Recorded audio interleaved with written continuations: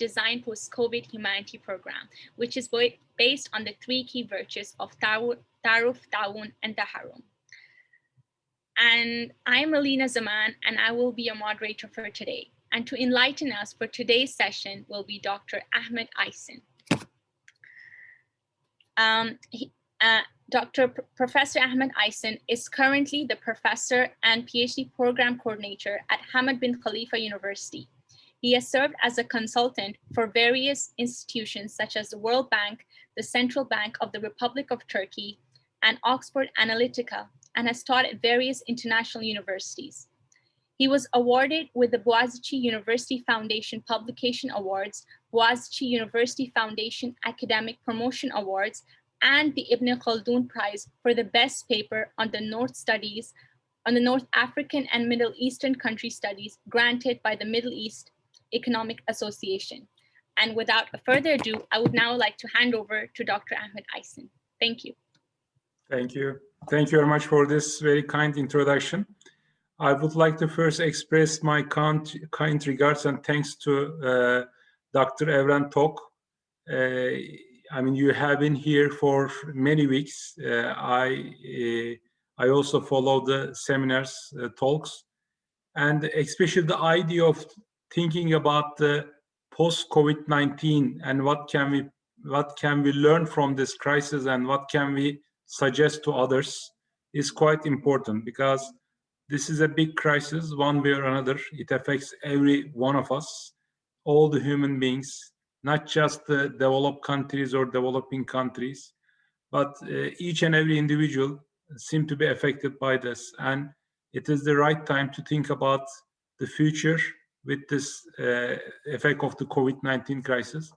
I believe this is even more important for the Muslims, because this is a global crisis. It requires global solutions. It requires global coordination. And we have to be able to have some say on this. I mean, if we are not just the policy takers, or just even the idea takers, let's say, ideas are developed and then we just adopt them. It is not like that, because this is the humanity's crisis right now. So as a part of the humanity, we should be able to express our independent views.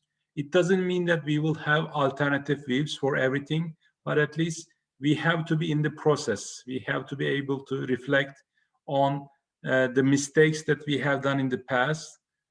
How can we make the world more sustainable without having this sort of disruptions, without having this sort of crisis?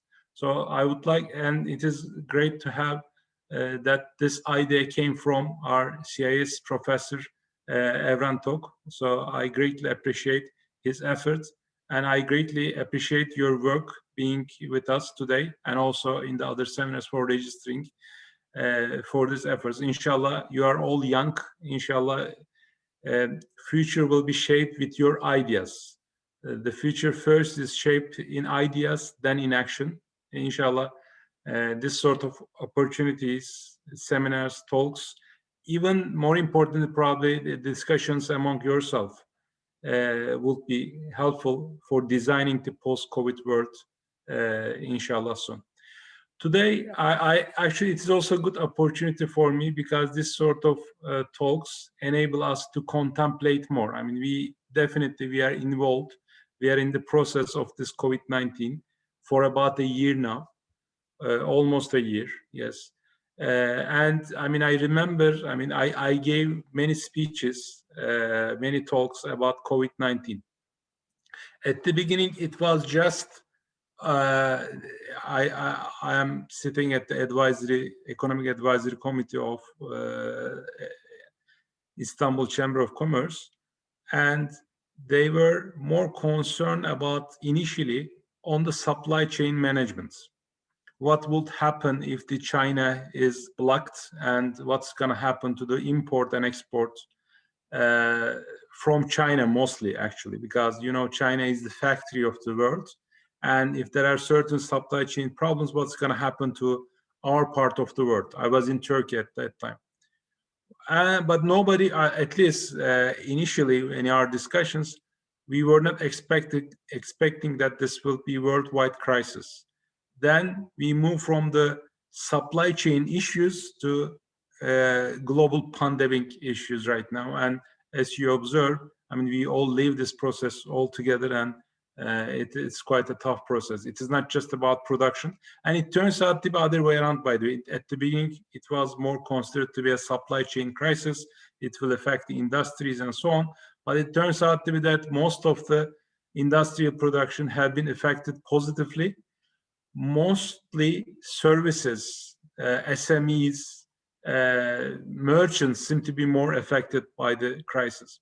And definitely the youth is affected in many grounds as well, because you are at the age that you are getting your education probably in a couple of years time, or even right now you are looking for jobs. And it is in the middle of the crisis to make this major decisions are even much more difficult. So in my topic, in today's talk, I would like to first emphasize the digitalization aspect that we have been experiencing. It's not a new phenomenon at all, for sure, but COVID-19 has even accelerated the process. You know, there are lots of discussions about the COVID-19, how the world is going to change, the business will not be as usual, there will be new normal. Many things have been discussed. It is as if on one day, in the morning, we will wake up and it's going to be completely new world. Probably it is not the case. We are not going to be waking up in a new world, but many of the changes already gradually taking place will be accelerated. And I believe digitalization is one good example. I have been working on digitalization, blockchain issues, cryptocurrencies, especially in the last 4 years. Before that, I was at the Central Bank of Turkey. I was a board member and the Monetary Policy Committee member. And at that time, the digitalization was important and it was affecting us. But I realized the importance of this topic when it started affecting the monetary policy or monetary policy making, let's say, and the perspective of monetary policy making. I remember in 2014, when the central bank governors come together in every 2 months at BIS. BIS is the bank of the central banks, in a sense. They come and they discuss different policies. In 2014, and our governor, when he attend the meetings, he comes and explain about the certain important meetings he consider important. And when they start discussing the blockchain in 2014, in BIS meetings, I said, okay, that is the future. If all the central bankers are coming together, all the major central bankers are coming together and discussing the blockchain, then one way or another, it is not just the internet revolution, it is not just overall digitalization, but even if this is affecting the central bankers, definitely I should work on this topic. So especially after leaving the central bank, from a more academic perspective, I start working on blockchain, fintech, again, a part of the digitalization, overall wave of digitalization reflected on the banking is mostly reflected on banking and finance is seen as form of fintech. I have been working on these topics. I have papers already published. We have one special issue coming from Singapore Economic Review on blockchain applications and cryptocurrencies. So that's why today, I believe we have to first understand what the digitalization is, what it brings to us, why we have to be even readier for it. I mean, I'm sure you are much readier as generation. Recently, again, Dr. Evren has organized a very nice panel on Generation Z. So younger generations are much readier to digitalization than relatively older generations. But still, but at the same time, you have to make certain big decisions, like finding jobs, like whether to continue your education, investing in your education, choosing certain occupations, certain fields of specialization. So you are relatively actually more affected in that sense, because older generations are already old and they are established in their jobs. They are already established in their occupations, it is probably more difficult for them to have a flexibility. But I mean, given the lifespan remaining, probably they don't have to make very big changes. But you are younger and you have, inshallah, longer prospect of life. And any decisions that you make today, any sort of decisions that you conclude in this days probably will affect the rest of your life. So that's why today I prepare a presentation first on digitalization, and inshallah I will try to keep it short such that we may continue with question and answers. It will be great to have a more interactive session, because some of the things I'm sure you know them, but it is, I believe, good to approach the issues in a more concise manner. I will just give you the hints, and probably it could be a good starting point for question and answers or for discussions, for further discussions. So let me now move to my presentation. But before that, do you have any questions? Yeah, if you have any questions, you don't have to wait until the end. You may ask, definitely. But let me start with my presentation such that hopefully this will be the basis for further discussions. So yes, let me start from here. So this is my younger picture. So I put the title as Challenges and Opportunities of Digitalization with COVID-19 for the Youth Employment. This is challenges and opportunities. It is not just challenges, but it also provides certain opportunities. I will especially mention this at the end, because whenever we face with this sort of crisis, we always think about it from a more negative perspective.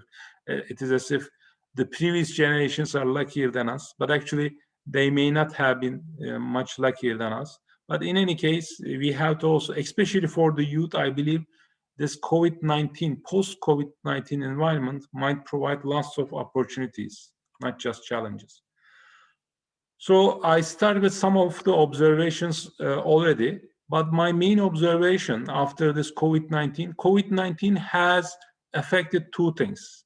One, it has affected the expectations. Now we are living, it is rather unusual circumstances. In the past, we experienced certain financial crisis, banking crisis. Even in 2008, it was a global financial crisis. It was rather unique because it came from the developed countries, but still it was manageable because it was a financial crisis. It was not a full-blown kind of crisis that the countries start blocking their borders to other countries. So it is rather different. So it gives kind of an anxiety to all of us, to all the countries, all the individuals, because it is rather unexpected. So that's why during this COVID-19 period, the most important observation, it is the age of more uncertainties. And this uncertainty is more of a unknown type of uncertainty, because there are certain uncertainties that we may know them. I mean, it is a possibility, it may be carried out, but at least we might have more information about it. But the COVID-19 is more of an unknown sort of uncertainty. Uncertainties include many unknowns anyway, but it is also rather taking place in every 100 years, or even unique in the world history. That is, I believe, that we should manage during COVID-19 and even after COVID-19. And the other one, and this is the responsibilities of the policymakers, by the way, the countries, individuals, even at the individual level, if you can manage this uncertainty better, you will be healthier psychologically, you will make much better decisions. And the second, again, the first aspect is the uncertainty and the expectations about the future. And the other one is the trust into the system. If you can provide trust to your economic system, to your political system, even if you give trust to your suppliers, consumers, your friends, you will be getting out of this COVID-19 in a better shape. And also, this definitely will have certain implications for the employment. because this is a crisis again. And especially, I'm sure some of you are looking for jobs. And this sort of crisis times are often prone to mismatches because you get your education, you are expecting to find a good job, but because overall economies globally, in 2020, the world economy will be shrinking. There will be only a couple of countries with positive growth rates, and they're underperforming anyway as compared to their past trajectories of growth rates. So all the sectors, one way or another, are affected. So that this definitely affect the employment. And again, this will even affect the youth employment because you are the ones who are just finding your first job. And there is kind of a path dependence. If you find a good job, probably your life from 10 years, 20 years will be even affected more. So, and also another observation, again, let me emphasize, we all discuss about whether it's a new brave world, whether everything has changed or not. That many people have written about it, many very distinguished scholars. But I am more in line with the Danny Rodriguez idea. He says that the world, I mean, there were many changes already taking place, but this COVID-19 will probably accelerate the speed of it. And I believe that's why I choose the topic of digitalization. Digitalization is a very good example. There was already digitalization. You can go back it earlier to 1970s, was mostly after 1980s, and probably even more after at the beginning, after the beginning of 2000s with the internet age, with the dot-coms and so on. But right now, we observe that many things will be even more digitalized. So, and I would like to start with the leadership. This requires a different types of leadership. I believe that you are also leaders. I mean, you are the leaders in your jobs. You are the leaders of your family, probably. You are leaders of your friends. I mean, everybody, when I use the leadership in here, it doesn't mean that you are the leader of a company, you are leader of a group or so on. Every individual by himself or herself is a kind of a leader. So this leadership skills that we discuss in the literature need to be modified with these challenges, with this digitalization. And this is pretty much the outline. I will anyway be talking about it. But the main outline is that I will talk about the digitalization and how it affects the youth in employment. What are the opportunities and challenges? So let's start with the leadership. Again, by the way, if you have any questions, you can interrupt me at any time you wish. For the leadership, I like this graph. There is kind of a soul of the time, Zeitgeist, right, in German. In the past, the leadership is more Napoleonic type of leadership. There is one charismatic person, great man. The leadership is intrinsic to him or her, mostly him, because of the historical reasons. And then we have Henry Ford types of leadership, but it is more of a technician type of leadership, the engineers, right, of the First World War, after Second World War, and so on. Leadership has certain qualities. We have another type of leadership like Steve Jobs of leadership, types of leadership.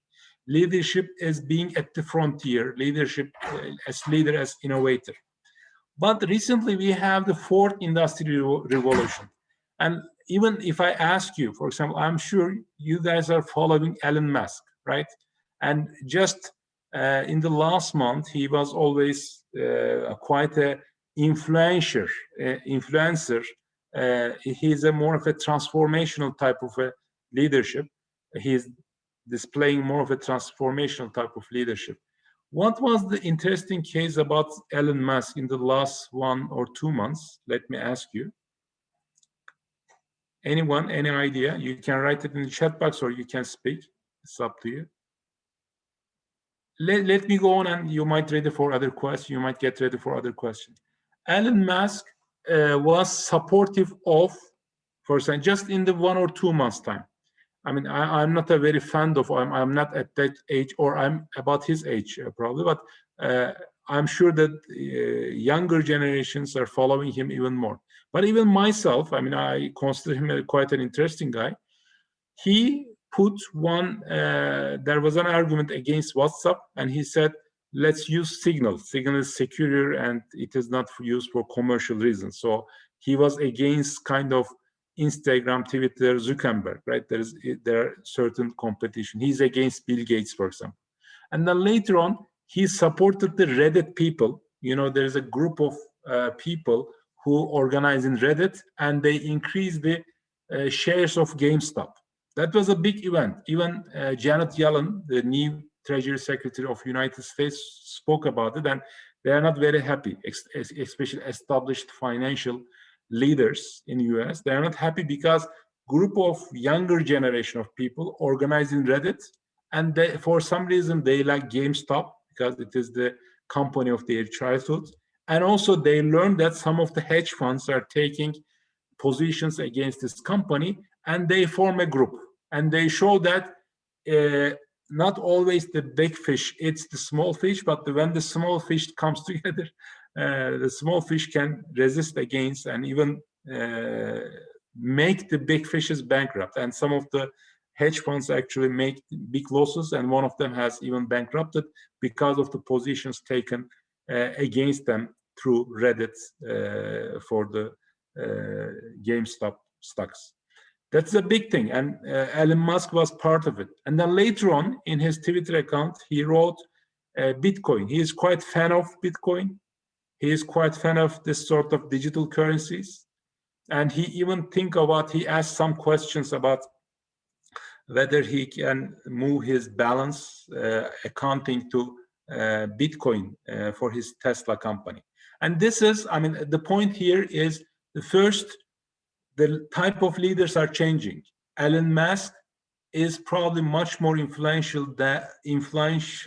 than many of the policymakers, many of the political leaders. He has more than 50 million followers in Twitter.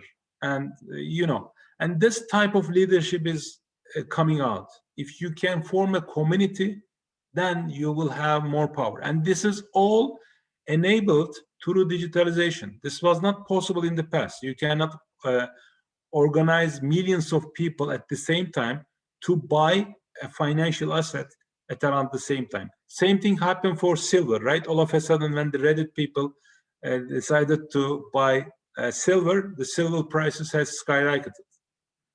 So that's why this is a new type of leadership, and we have to be ready for this. I guess there was one question. Somebody has raised hand. Would you like to speak out? If you like, who raised hands? I saw one hand. Hello, Hocam. Can you hear me? Yeah, I do hear you now. Yes, Naif. This is Naif. Yeah, I was going to respond to your question actually, but you already gave an appropriate response to that, so there is nothing to it. Good to see our former students. Naif, it's great to see you. I'm happy that you are great to see you too. That's great. That's great. So inshallah, see you more often, inshallah, by the way. Inshallah. So even though this digitalization matters, it doesn't mean that leaders are ready. Leadership in the digital transformation matters. There are some studies about it. I just take a figure for that. So what is the course of change? The course of change is the following. First of all, we should first analyze the existing situation without getting into implications. At that, I will give some implications. But just to remember, I'm sure you all know this, but probably it might be good to put them into numbers. Just when we look at the S&P 500, in the past, intangible assets of the S&P 500 was just 17% in 1975. I mean, there are some accounting calculations how to calculate this tangible and intangible parts. And as you see, it increases. In 2015, this number is 84%. And then it is now probably 95% with today's numbers. And that's why no wonder why people are saying whether there is a bubble in S&P 500, because after COVID-19, this is another observation. All the asset prices have increased, right? And it even increased the discussions on the wealthy even becomes wealthier. Elon Musk gets wealthier. Jeff Bezos, the stock prices of Amazon has skyrocketed. Same thing for Bill Gates, same thing for Facebook. So especially technology companies, and most of the time these technology companies have more intangible assets, like Apple even. I mean, Apple at the end is produced in China, assembled in China, but the design, everything, most of the value added remains in US. And this sort of companies, especially during the COVID-19, become even more popular. And if we believe in the signals of the market, it doesn't mean that the markets will always be right, for sure, but at least it tells us something. This stock market valuations oftentimes reflect the expectations of the people for the future. That also tells us then the companies with IT companies, this sort of technology companies, are even expected to grow more, are even expected to cater more to the needs of the people. And we observe this actually. Many of the activities are taking place online like we do right now. The Zoom, everybody is using Zoom, right? All of a sudden a small company becomes a giant, multi-billion dollars of company. So that's why stock market is oftentimes priced the future. And it tells us that digital companies, IT companies will be even much more important in the future. There is one good example. Best Buy has bankrupted, unfortunately, in US. It was from my PhD years. We used to go and buy our computers from Best Buy. But there is one nice comparison. Amazon comes and Amazon occupies the market. These are relatively older numbers. The values of Amazon is much bigger now. But look at the market value. Best Buy has been around for many years. It is older than Amazon, but the market value of Amazon is much bigger because the main form does not come from the assets of the company. It comes from the intangible assets of the company. So, and when we say the intangible assets, those assets are the assets that people are believing in you. For example, for Apple, the people are saying that, okay, Apple has invented certain things, innovated new designs, so they are more likely to innovate the similar things. They are more likely to produce electrical cars. Now, you know, they are in collaboration with Kia, some Korean companies to compete against Tesla, right? So because they show that they are not just a company of a certain product, but they are the innovators, they are the influencers, they are keeping up with the global changes. So that's why their values, when people trust in them, when people believe in them, the intangible assets of those companies are increasing. In the past, for many companies, what was matter was the market share. If you are a big player in the market, you were trying to buy the market share. You were trying to invest for the market share. But right now, the market share becomes less and less important. Instead, all of a sudden, a new company comes up, and it may not have even a big market share like the Zoom, right? I mean, it was a very small company relatively, and all of a sudden, it becomes one of the largest IT companies, and it just took place in 1 year time because of COVID-19.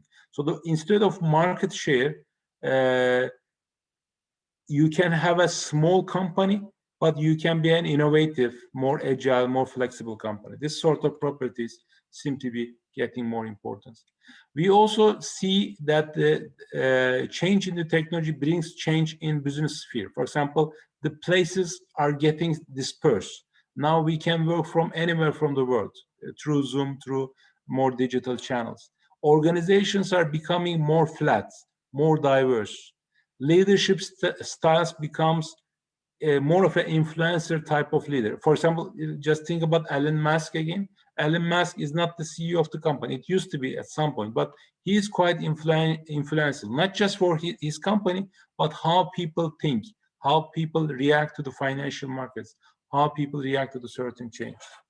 And then the size getting smaller. So we go back to the Schumpeter's word, Schumeyer's word of small is beautiful sort of scenario. So let me give you some more examples from digitalization, why digitalization becomes easier, why it becomes more important. First of all, the computing on the left-hand side, you can see the computing capability of the is increasing. I mean, in every year, the computing capacity is doubling. And the cost of hardwares are declining. For 1 gigabyte cost, as you see, is almost declining linearly, and each and every year the cost is almost declines by 50%. So this enables to collect more data.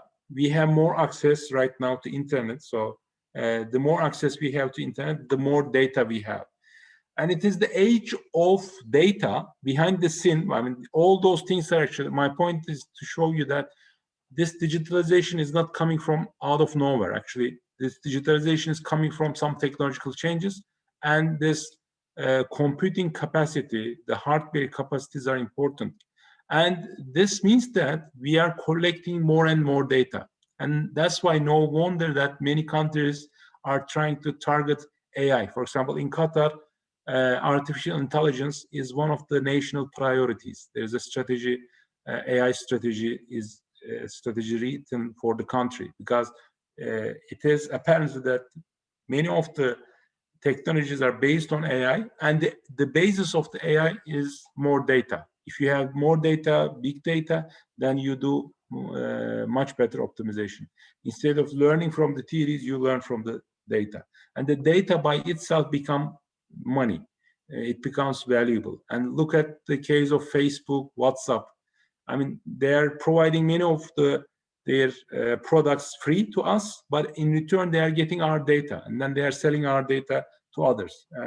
I don't know whether you follow this WhatsApp issue of sharing our data with others for, and even earlier than that, for in the Trump's election, not the last election, but before that, we know how this sort of data could be used for political manipulation, in essence.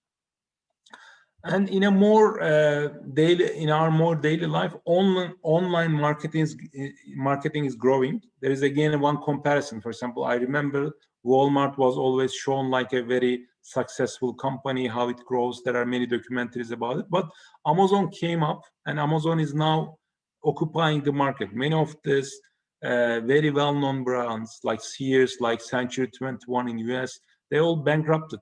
And the COVID-19 actually, as far as I remember, Century 21 in New York, for example, they have bankrupted. It's a very old company.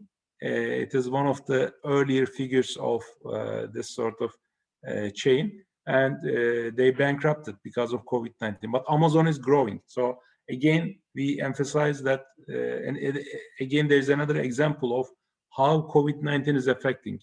Already there was a gradual change. Amazon was growing, Amazon was dominating the market, but others competing with the Amazon seem to be leaving the scene. And the big data is the future. The more and more data we are collecting, in many studies this shows. And along with that, we have also some non-traditional forms of innovations like Bitcoin, like different types of cryptocurrencies. Not just the assets in S&P 500 or in stock market, but we observe after COVID-19 that cryptocurrencies prices have also skyrocketed. At the beginning of the COVID-19, the Bitcoin price was about $4,000. Right now, it's about $40,000. Yesterday, it was about around that. I didn't check today, but you see, there's a big wealth transformation also. In just 1 year time, imagine a person is holding about 1 Bitcoin. Now that person is about having, or $1 of worth of Bitcoin becomes 10 times more, $10 worth of it. And imagine how big wealth transformation is taking place. Definitely this has certain problems. That's why I will come at the end, but the wealthy becomes even wealthier during that process. But before coming to that, AI, I mentioned AI will change the labor market dramatically as well, especially people. There will be much more emphasis given to the technical skills, and the AI, they will be using more AI. And here, this figure shows the expected emphasis on workplace skills as AI, robotics, and for technical skills, this is even more important. For complex problem solving, this becomes, and AI will be will be needed in this sector. But for physical abilities, like in the service, then probably this will be less needed. But if you're having more human capital, you are probably even more challenged by this digitalization, by AI and others. That's why data analytics is becoming more important. There is much more data sets, and you make the data speak. And this is the figure, especially this might be relevant for you if you're looking for a job, you are in the early years again. In LinkedIn, there's much more people requested to work on business analytics, data analytics. And this is even more needed in accounting and finance, especially in our areas. I mean, in more social sciences, people are even requested to have more data related reasoning and the tools. And interestingly, also there are new labor types coming up. For example, in the past, we used to just work for a place, but it was like more of a full-time job. But right now we have part-time jobs, joint ventures. People are working in one place, but in 2 days they are working in another place. They are having their own startups while having their own regular jobs. They become contractor freelancers. They are like gig workers. Gig workers are the people like they don't work full time. They work more flexibly. There are even workers who work like crowdfunders, like even the example of Reddit, right? I mean, they are sitting in front of Reddit.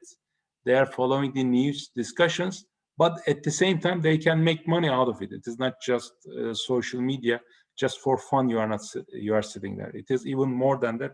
There are certain financial benefits, even in the cryptocurrency markets, right? I have some students, they are awake at night because they are following the markets and they change their positions and they really make money out of it. And some of them probably losing money, but it is not like following the social media. They follow the social media for the sake of even making money. And these are all new forms of jobs. And the digitalization increases revenue through increasing performance. And that's why, I mean, even at the firm level, we can observe this. There are some figures here you can see. These are from Ersan Yang and others, some sources. I will skip that a bit quick. But this doesn't mean that digitalization is without having any challenges. Actually, many of the existing leaders are not ready for digitalization. And in many of the organizations, there are some surveys done and it shows that. And also, even the leaders are saying that, okay, we are ready for digitalization, we do this. But when they ask the employees disagree. So they are not doing enough, actually. So there's kind of a mismatch there. And there are some sectors, they are more likely to be affected. This shows the digital vortex, which industries will be affected more from digitalization. The next figure even shows this even better, or if you look at the right-hand side, for example, WhatsApp's adoption rate is quite high, and it affects the sectors immediately. For example, SMS through cellular phones gets into the market relatively slowly, gradually as compared to WhatsApp. But all of a sudden, WhatsApp comes up, and then it is easily adopted. So there are certain innovations, and the adoption rate of these innovations could be quite fast. And we have WhatsApp is a good example. Even the decline of the WhatsApp, probably it could be another example. Probably just for one mistake of the company owners might mean that WhatsApp might be disfavored, but other programs might come up. This, I believe, this figure might be quite important for the employment reasons, because you are again going to make decisions, and this will affect the life, the rest of your lives. For some, in my university years, many of my friends have worked for the banks. And one of the reasons for working for the banks, you work for a bank and you know that your job is secure. You are not going to be fired. There will be always need for the banks. You don't need to change, especially if you are risk averse. You might want to go for banking. I mean, it provides good return, and at the same time, there's a kind of a job security. But right now, there is no guarantee. I know from Turkey, for example, many of the bank branches have been closed because even people do not go to the bank branches, so they start downsizing the banks. And I'm sure most of you do not even go to the banks anymore because many of the activities are done through internet banking. So the left-hand side shows the short fuse and big bang. Big bang, those are the sectors which were more likely to be affected more in a very short period of time. So these sectors are retailing, media, banking, insurance, education, right? And many of the diplomas probably, for even this is a good example, you are coming from all over the world and you are listening your lectures, different groups of people. And probably education will be much more online after COVID-19. Professional services, even the real estate services, right? Many of the things will be online. Even the food services, you don't have to go to the restaurants. You just order and it comes up. Even the leisure.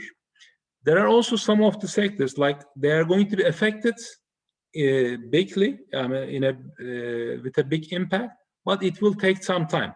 Like manufacturing, like we have factories, but most likely in the future more robots will be used. Industry 4.0 is based on this idea. Healthcare will be affected through AI even. I mean, most of the applications of AI is in the healthcare. You will be given certain amount of medicine and the drugs will be just specific to you to have a better impact. Transportation, and there will be driverless cars, and even the driverless cars depends on the AI optimization. Agriculture, it is affected. There is a big digitalization in agriculture. Governments, many of the government's services will be more digital, and utilities. Probably mining, oil, gas, chemicals are relatively less affected because we need the energy, but they are most likely affected by the sense of the perception, sense of the approach to energy consumption. And the best sector, probably the construction, there is a relatively short impact. But I showed this graph especially, again, I mean, this is quite related with the employment. If you want to be competitive, and if you want to be a banker, for example, there is an image of a respectable banker. I mean, they're well dressed and so on. But probably we will not have this type of bankers. Instead, we will have small fintech companies working together to doing the similar financial activities. Or there will be people just sitting in front of the Reddit and trying to understand the market sentiment in order to have better investments. We are writing papers, for example, on market sentiment. This is relatively new. Even the collection of the market sentiment data is relatively new. So that's why, I mean, depending on your sector, if you are more in the sectors which are more likely to be affected through digitalization, you better invest more on digitalization because the requirement of the sector will change. In the past, just the university, being a university graduate might be enough, but now it will not be enough. You need to know some computer programs, you need to know how to work with the data and so on. So that's why it is better to be equipped well. I also like this figure. In the past, there are many intermediaries. And the main function of digitalization, actually, digitalization is taking out of the intermediaries.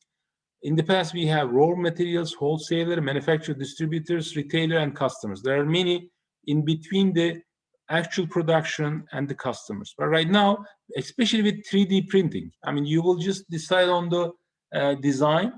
Even you can do your own design, and there will be certain raw material, and then you will just click, and then the 3D printers will produce you the outcome. So this is a big challenge. This is a challenge of culture also. I believe you are lucky here because you are younger, you are more adaptive, you know these technologies. But for people above 50, for example, above 60, probably they may have less inclination to invest because they have relatively less time left.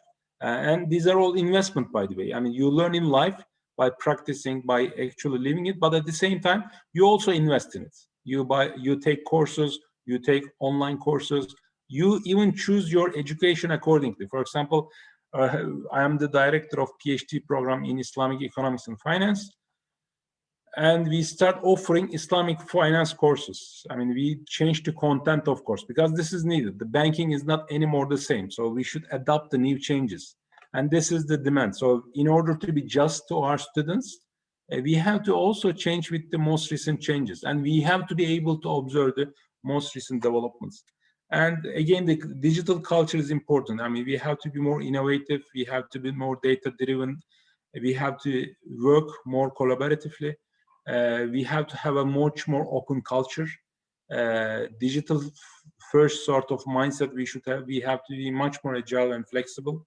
And individual customer, because this digitalization is actually enabling to produce outcomes for individuals. In the past, it was not possible because it was more costly, less efficient. But right now, because of the computing powers, you can devise products for certain individuals depending on the needs. So that's why the consumer preferences, even the made-up consumer, because you also generate the preferences of the consumers, you generate demand in essence, becomes more important.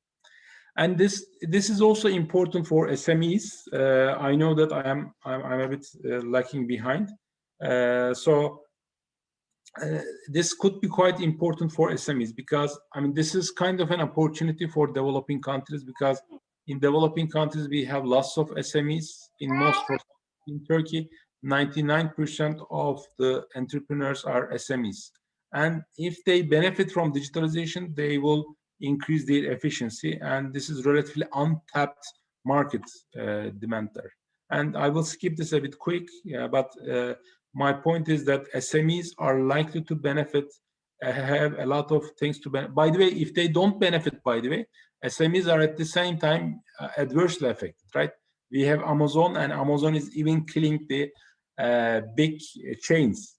And imagine how it affects the SMEs. But at the same time, if an SME differentiate itself with the product or with something else, with becoming a part of the global value chain and benefit more from the financial opportunities through digitalization and improve its skills, then those SMEs are more likely to be benefiting from digitalization. And the tech leaders outpace the SMEs. I mean, this is the case, especially for developed countries. If you adopt the digitalization earlier, those SMEs are better in terms of revenue and job growth. And there are some studies showing this, and same again, idea. And also this is interesting. I mean, SMEs in high income countries are already benefiting more from the digitalization. So it gives lots of scope for developing countries. We have relatively untapped benefit space for the future.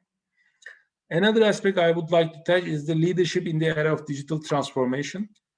Right now, what becomes, don't think about this as somebody, I mean, you are the leaders. I mean, in any of the job, if you are deciding on a certain things, you are in a sense leading. In the past, again, what was important for an employment? Where are you working for? I mean, are you working for Ernst & Young? Are you working for Bank of America, Merrill Lynch? If you are working for a big corporation, it was a big plus for you, right? Because it was a big signal. Okay, if that person passed through certain stages and get accepted to a certain place, he or she should be high quality person. But it is not anymore the case. Even in this sort of companies, like in big banks, your skills might not be improving because you might be just doing certain specialized things. Instead, right now, with whom do you work for is even more important. If you work with the right people, you learn from them. It's an ongoing thing. It's not like that you finish the university, you get your diplomas, you complete your graduate degrees, and everything is done. It's not like that. Life is passing by very quickly, new innovations coming, and new capabilities that you have to acquire. And you oftentimes acquire them through working with the right people. And this becomes much more important than for whom do you work for. And the youth might be luckier here, because I know, for example, I'm working on cryptocurrencies market, and I'm learning greatly from the younger generation because they follow the market much better. They follow the communities. They have Telegram accounts, they follow Reddit, and we have a lot to learn from the youth in that new technologies. Leadership is disrupted, and we are coming to the boundaries, and the speed, agility, and adaptability will be even more important in this digital, even more digital era. And we have to have a multiple task, multiple skills person. It is not anymore that you have certain skills and you can just specialize on that. If you are an engineer, you should know how to write good computer programs. But at the same time, you have to be you have to have a good marketing skills. You have to be good because you are not anymore competing with your peers in your country. You are now competing with the rest of the world. This is an opportunity. You can be not just producing for your country, but for the rest of the world. I know some young youth, for example, some young people, they develop very good games, and then they became multi-billion business, and then they are being bought by a big company in US, and they are coming from Turkey. I mean, they were good. They were good not just in writing the program.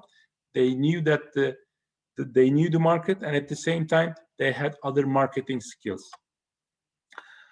I have only 2 slides left, but here I wanted to summarize. First of all, COVID-19 is, we should approach it like the accelerator of change. It doesn't mean that the world has changed immediately. There were already this sort of changes taking place, but COVID-19 has even accelerated this process. So we had digitalization, we have internet banking, we have fintech, we have cryptocurrencies, but all this becomes even much more important. And the changes, reforms have taken place even much faster. Even you can observe this in the last 1 year. And it is not just the challenges. I mean, don't be pessimistic. I mean, this also provides opportunities. And I believe it is especially provides opportunities for the youth because you are more adaptable. You are in your early years. If you foresee the future, if you equip yourself accordingly, you are going to be in an advantageous position. And for that, you need to know the rising and declining sectors. And it is better to invest more on rising sectors. For example, if you are going to be, instead of investing in banking, you might want to invest in fintech. You might want to invest in entrepreneurship startups, because this sort of agile, more flexible capabilities, competences will be much more important. But definitely, we will have more digitalization even in the years to come.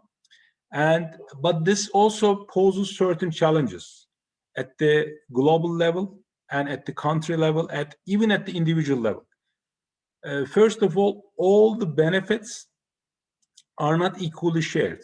I mean, again, the good example is look at the Amazon prices. Look at the wealth of Jeff Bezos. Jeff Bezos becomes even much more wealthier in the last 1 year. And they are like the 1% of the global population. You know, there is this sort of an emphasis to global inequality. And it is not anymore income inequality, by the way. It's more of a wealth inequality. Because the central banks start printing more and more money to rescue the global economy from crisis, from against COVID-19. But this increases the asset prices. And all the stock market prices, especially for these IT companies, have increased. But this is a big problem because some group of people suffer. I have one friend from Yale, and he had a very nice paper. They show that with a group of friends, they show that in developing countries, the poor has been even affected more. How are they affected? For example, there is one last good example. For example, commodity prices are increasing. Why? Because of the financial bubbles. All the commodity prices are increasing. So the price of corn is increasing, price of wheat is increasing. But these are big baskets. These have a big weight in the baskets of the poor. So we know that it happens like before. In 2008, when central banks start printing more money, it increases the commodity prices and it affects the poor. It even leads to a certain extent to this Arab Spring. It is not just the political reasons, but the global food prices were increasing. And in the last 2 months, I don't know how close you are following, but in the last 2 months, the global food prices are even increasing. And this definitely, we have to save the poor, and we have to have some sort of safety nets. Okay, the rich, the assets of the rich becomes repriced and they become wealthier, but at the same time, we have to find ways to have some sort of a global safety nets, especially for the poor. This is also in line with the sustainable development goals, by the way. You know, the sustainability is everywhere. and we actually made big improvements in terms of reaching the sustainable development goals. But one of them is the hunger.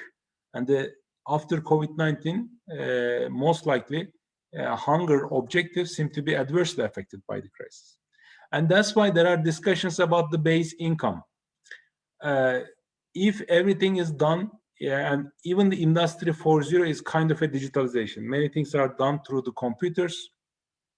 We don't need to have low-cost employees even. Remember, I mean, when the first globalization arguments comes up, I was at the university and the main discussion, and we were kind of against globalization because we were more in line with the thinking that the developed countries will be exploiting the developing countries. They will benefit from the cheap labor.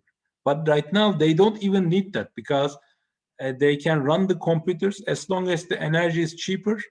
They don't need to establish their companies in China. They don't need to establish their companies in Turkey, India, sort of countries, because they can run the computers, they can run the robots, and it will. And that's why, no wonder, for example, Germany has adopted the Industry 4.0 as a national priority, as a national plan. Why? Because they have an old generation.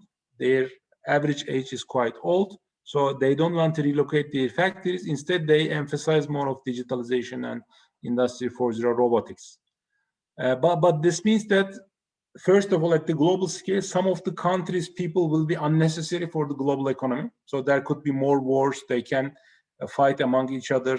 I mean, this is a very terrible scenario. And also, even within the country, not even in developed countries, some group of people are going to be making huge incomes. Their assets will be increasing, but there will be a group of people, middle income people will be poorer. And only 1% of the population might be benefiting more from it.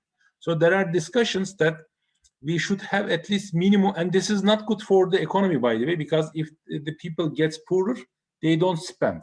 They become more precautious, and they think that, okay, the future is going to be even worse than today, so I have to save more.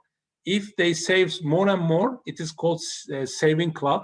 It's kind of a vicious circle. Then people will not save, we will not spend. If they don't spend, the economic activity will not take place. And even this is kind of a vicious circle. Then when the economic activity is not taking place, or the economy is not being booming or growing, then the central banks intervene and they print more money. When they print more money, the asset prices increases, and the already wealthy people with assets, they become even wealthier. So it's a big vicious circle. So some people are saying that instead of this, we should have some sort of a base income.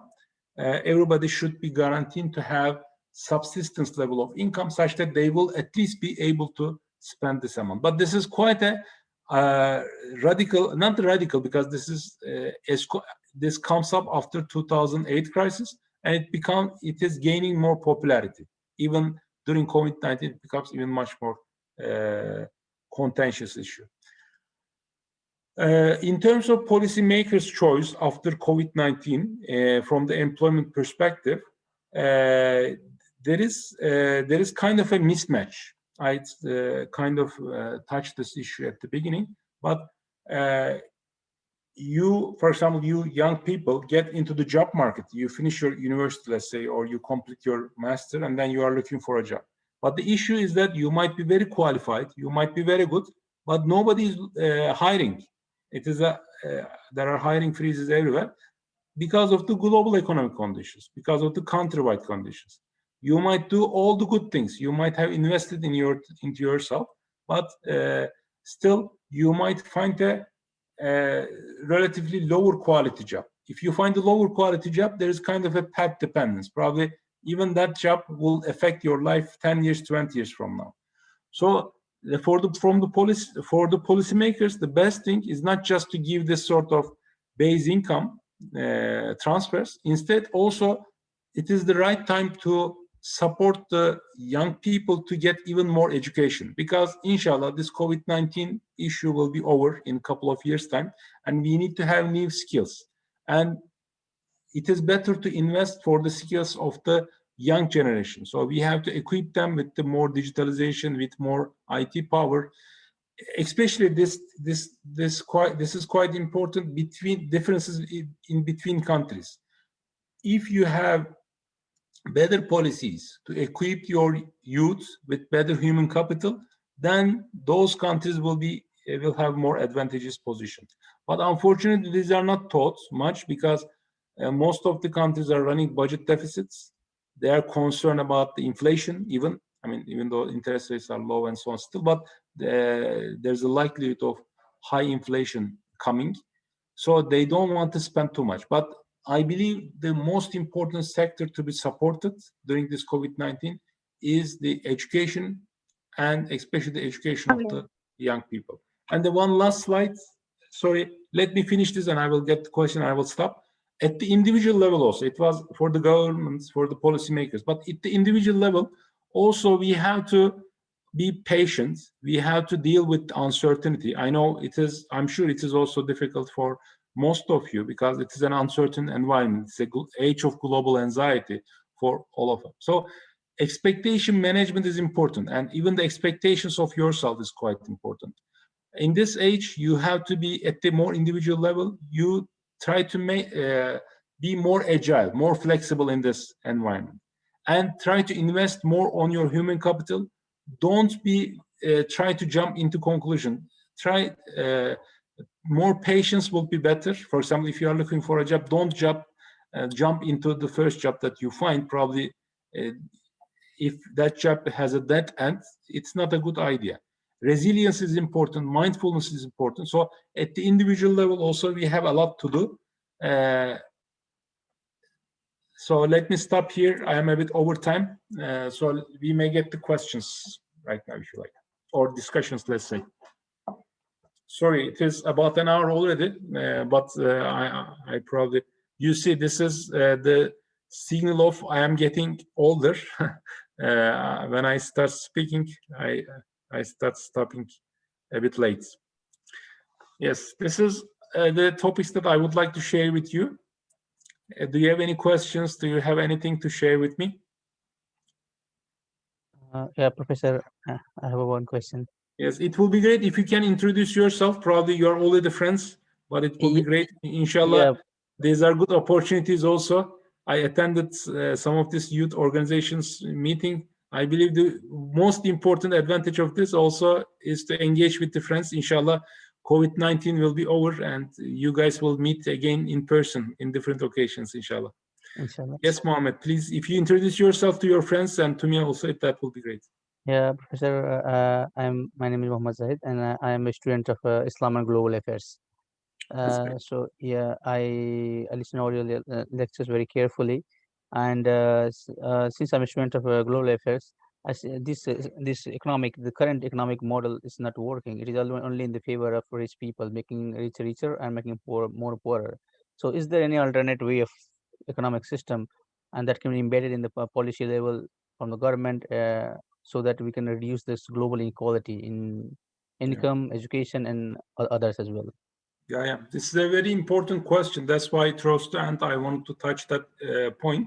But before that, I mean, this discourse was around, right? I mean, there is capitalism, and the poor becomes poorer, and the rich becomes richer. I mean, this rhetoric is not new, first of all. But this rhetoric, since it is not new, it doesn't have much impact. In order to have an impact, we should understand the existing situation. Under the existing situation, I agree. That's why I tell this in my presentation. The wealthy becomes wealthier. At least we observed this in the last 1 year. But what is the reason for this? For example, one of the reasons is that central banks have printed more money. So when we think about the alternatives, we should first think about the reasons, and from these reasons, we have to get into the conclusion. One solution might be complete change, but we know that this is not taking place in the global arena. I mean, all of a sudden people comes up and say that, okay, Islamic finance is the solution. We will be more sustainable, more equitable, and there will be some Tobin-Skew sort of taxations we will get from wealthy and give it to the poor. This is not taking place. even though, I mean, youth seem to be investing more in this. For example, there's this Robinhood investors right now. But Mohammed, this is a very nice question. We should first understand the reasons. There are some long-term reasons for that. That's why this criticism of capitalism is important. But at the same time, that's why I value this sort of talks, and I really appreciate the work of Dr. Evren. I mean, we have to find practical solutions such that people will not say that, okay, the Muslims are anyway against all the system, so they want to change everything, and nothing change at the end if we want to change everything overnight. But we can have some gradual impact. For example, one example again, this base income. I mean, we know that poor in less developed countries are affected more. So we should do something about them at least. I mean, definitely we should think the long-term policies as well. But in the meantime, if the corn prices, the wheat prices are increasing, and those poor are mainly using those products and they're even suffering from hunger, we should find a solution. And we should raise the awareness of the global public. And we should say, I mean, and even we should encourage these people who get even wealthier because of the repricing of the assets, because of the increase in the stock markets. We should encourage them more to distribute to the poorer segments of the global population.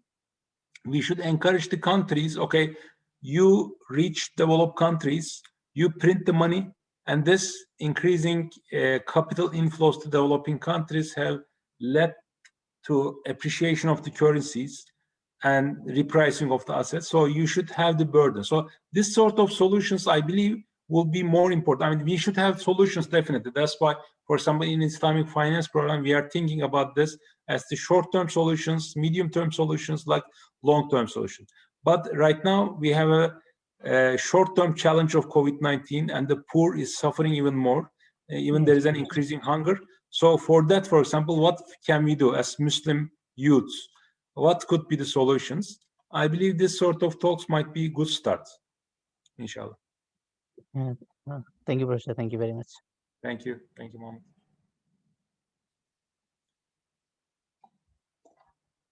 Other questions, discussions? Where is Naif, my student? Yes, Hocam, I'm here. Yes, Naif, how are you? I'm good, Any good, questions? very good, thank you. Any ideas? Would you like to share your opinion? No, cool. Actually, yeah, the world is changing because of the digitalization and the coming of cryptocurrencies.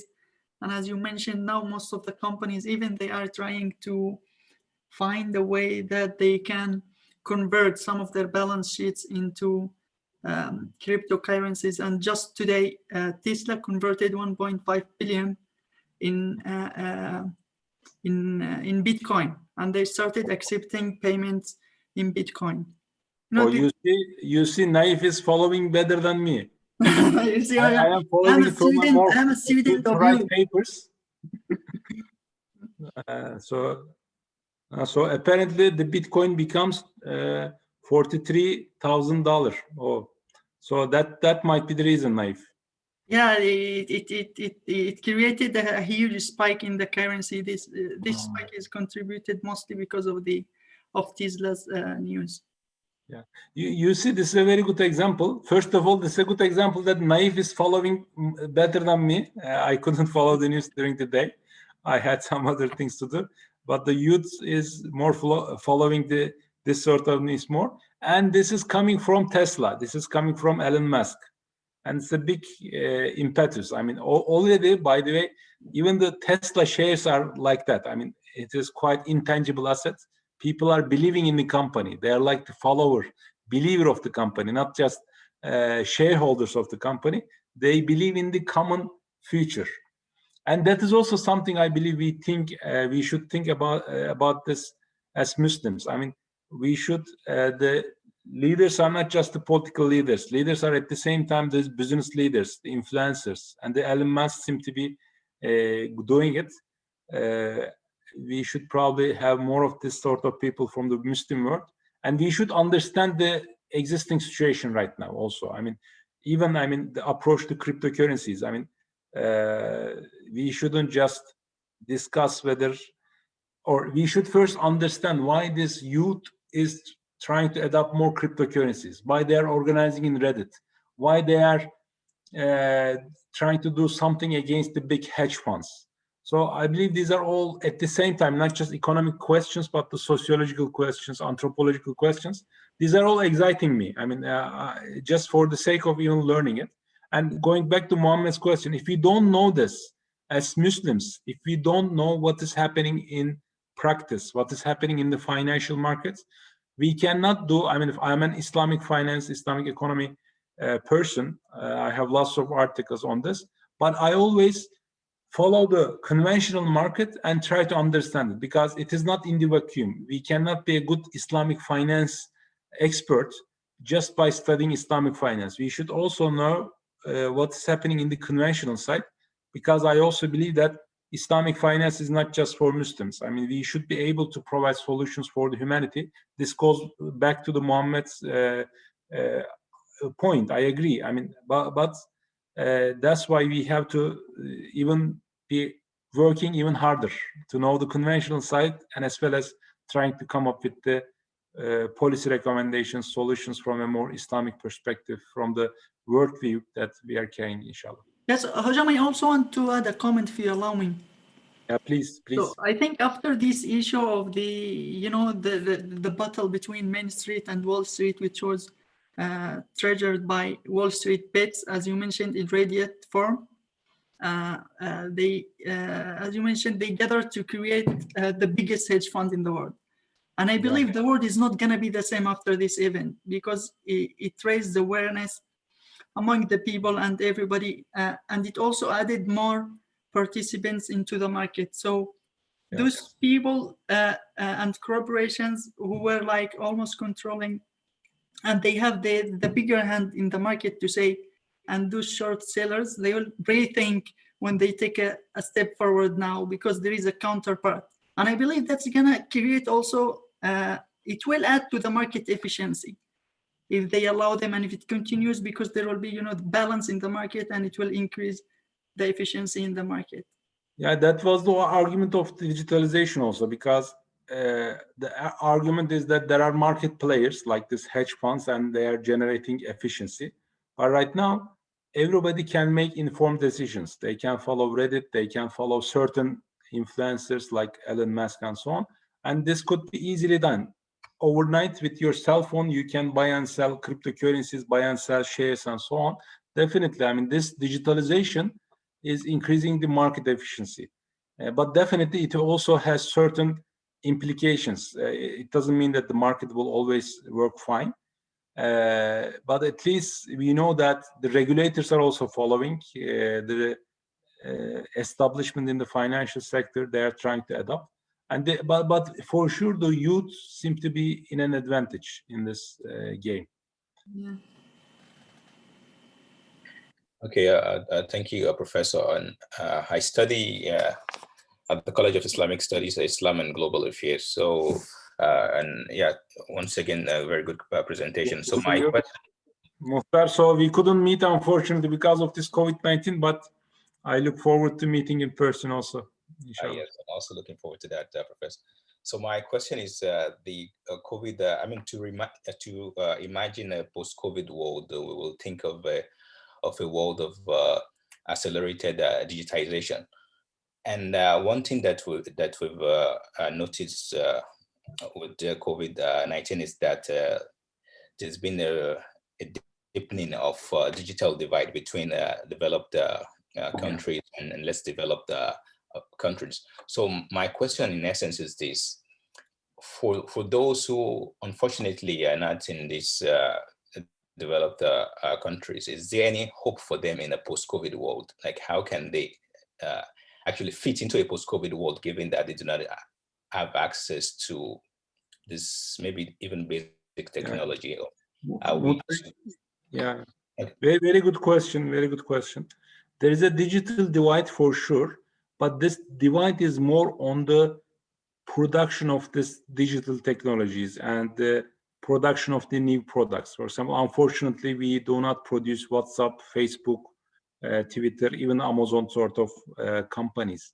It's not easy, I mean, to come from a developing countries and to occupy the global market. Even in our local markets, the global competitors are much stronger. But this is on the production side. In the consumption side, there is a big benefit for the consumers. We know it from Africa. For example, in fintech, African countries are quite well advanced. In the past, it is quite difficult to have many bank branches and to benefit from the financial products for many parts of the population. But right now, they use just one application and they borrow, they transfer money with a much cheaper way. So on the consumption side, this digital divide is actually working in favor of developing countries, because again, they become more integrated to the rest of the world. It becomes easier to do the transfers. It becomes easier to learn about the global economy, even to get education, right? I mean, right now, you might be living in Africa, you might be living in a developing country, and you can watch the MIT lessons. You can learn about AI. You can work even from your home, and you can have a service. I have some students, for example, they live in Turkey. They have some business analytics solution, and they are working for a company in US. They are doing some business analytics. They do some econometrics and AI relevant products. So this is a big opportunity at the same time. So in the divide side, there are still costs and benefits, I mean, or the challenges and opportunities. I agree. I mean, that is also a big challenge. I mean, most of the digital companies also, even the ideas are quite good. They don't produce them in their home countries. Instead, they go to the countries which more investor-friendly countries. We know it from gaming, for example.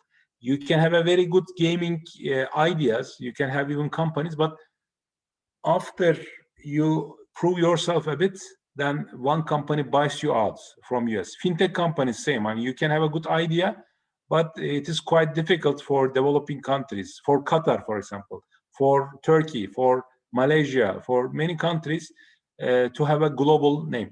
So in here, US has a big advantage. China has even more advantage, because China by itself, I mean, there's no need to sell to other countries, 1.5 million population. Larger, highly populated countries seem to be much more power. This is the case for AI, because in AI, you need data. I mean, if you don't have the data, and in China, you have natural data anyway, 1.5 million population. And for example, in AI, China is even more powerful than US, right? I mean, US is also a big country, but China is well advanced. We are Singapore, for example, it's a fintech hub. And they are even, I recently met with a friend, Professor David. They're having the CFA sort of program for chief fintech person. So these are, and they seem to be coming up from Singapore, from China sort of countries. And it is not a coincidence. So there are, but definitely, I mean, this is, but this depends on the strategies of the countries. It doesn't mean there are certain technological barriers we cannot immediately change, but at least we can make our people equipped with more human capital, because this is the trend. I mean, we cannot reverse it. We cannot close our borders. The only thing is to get most out of it, inshallah. And for digital divide, you are right. I believe mostly on the production side, but on the consumption side, developing countries, customers seem to be even benefiting more from this digitalization. Yeah, okay. Thank you, Professor. Thank you, Muhtar. So I didn't pray my Maghrib prayer, so probably you haven't as well. We may get one last question, or I don't know, you might need to also leave. So I already took more of your time. Any questions, urgent question? Inshallah, if there is none, so I would like to thank again to Dr. Evren for organizing this event, and also For the organizers, I'm sure there are people working behind this. And I would like to all congratulate you, actually. I mean, it's a long journey. I'm sure you listen many different people. I hope I was helpful, inshallah. In other occasions, in person, face-to-face, we will have the chance to meet, inshallah. So. Thank you so much, Dr. Aysan, for your time and for this fruitful and informative session. Thank you. Thank you. Thank you very much, inshallah. If you have any questions, my email is Aysan, or let me write it here. So you can send me an email. I will be more than happy to help if there is anything. So this is my HPQ email. So again, thank you very much for your kind invitation, and nice to see you all, and have a nice journey, and hopefully this COVID-19 will be over and we will meet soon, inshallah. Görüşürüz hocam. Inshallah, and we'll nice to see see the you. rest of you on 10th of February for the next speaker session. Thank you, everyone. And Thank you. night. Salam. Salam.